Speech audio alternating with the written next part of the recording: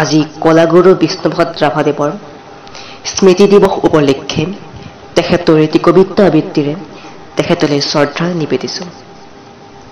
কবিতাৰ শিৰোনাম ভাং ভাং ভাং ভাং। কবি বিষ্ণুপ্ৰসাদ ৰাভা। ভাং ভাং ভাং ভাং লোহাৰ শিকলি ভাং। চিং চিং চিং চিং দাহৰ বান্ধন চিং।